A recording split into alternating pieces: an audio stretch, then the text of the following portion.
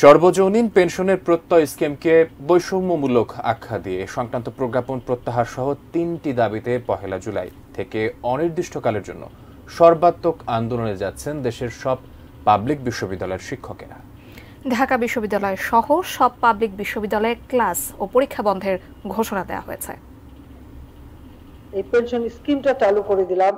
৪টি স্কিম নিয়ে সর্বজনীন পেনশন ব্যবস্থার যাত্রা শুরু হয় ২০২৩ সালের ১৭ আগস্ট, যা উদ্বোধন করেন প্রধানমন্ত্রী শেখ হাসিনা। এগুলো হচ্ছে প্রগতি, সুরক্ষা, প্রবাস ও সমতা। কিন্তু কয়েক মাস পর এবছরের ১৩ই মার্চ অর্থ মন্ত্রণালয় থেকে প্রত্যয় নামে আরেকটি স্কিমের প্রজ্ঞাপন জারির পর থেকেই এটিকে বৈষম্যমূলক মনে করছেন পাবলিক বিশ্ববিদ্যালয়ের শিক্ষকেরা। কারণ পাবলিক বিশ্ববিদ্যালয়গুলো স্বায়ত্তশাসিত। শিক্ষকদের আপত্তির কারণ হলো প্রত্যয় স্কিমে বলা হয়েছে রাষ্ট্রায়ত্ত, স্বায়ত্তশাসিত ও স্বশাসিত সংস্থায় ২০২৪ সালের ১ জুলাই থেকে যারা নতুন চাকরিতে যোগ দেবেন তাদের বাধ্যতামূলকভাবে প্রত্যয় পেনশন কর্মসূচিতে যোগ দিতে হবে।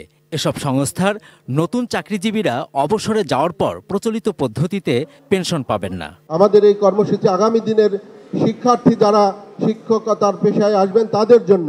রোববার পূর্ণ দিবস কর্মবিরতি পালন করেছেন ঢাকা বিশ্ববিদ্যালয় সহ দেশের সব সরকারি বিশ্ববিদ্যালয়ের শিক্ষকেরা। দাবি আদায়ে ১ জুলাই সোমবার থেকে অনির্দিষ্টকালের জন্য সর্বাত্মক কর্মবিরতিতে যাচ্ছেন তারা। দুপুরে ঢাকা বিশ্ববিদ্যালয়ের কলা ভবনের মূল ফটকে সংবাদ সম্মেলন করে এ ঘোষণা দেন সরকারি বিশ্ববিদ্যালয়গুলোর শিক্ষক সমিতির মোর্চা, বাংলাদেশ বিশ্ববিদ্যালয় শিক্ষক সমিতি ফেডারেশন। প্রত্যেক যে কন্ডিশন যে পেনশন বাড়বে না, ওনারা নিবেন না।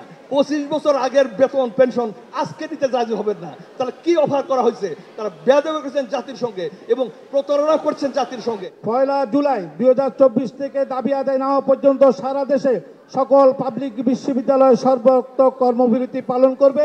এতদিন কর্মবিরতি চলাকালে পরীক্ষা হলেও সোমবার থেকে বিশ্ববিদ্যালয়ের ক্লাস, পরীক্ষা সহ দাপ্তরিক সব কার্যক্রম থেকে বিরত থাকবেন শিক্ষকেরা। ঢাকা বিশ্ববিদ্যালয় সহ সকল বিশ্ববিদ্যালয়, সকল বিভাগের সকল ক্লাস বন্ধ থাকবে, সকল পরীক্ষা বর্জন করা হবে।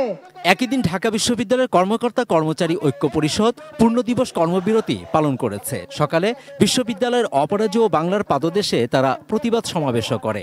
ঢাকা বিশ্ববিদ্যালয়ের শিক্ষকদের পাশাপাশি কর্মকর্তা কর্মচারীরাও কর্মবিরতিতে যাওয়ায় অচল হয়ে পড়েছে ঢাকা বিশ্ববিদ্যালয়।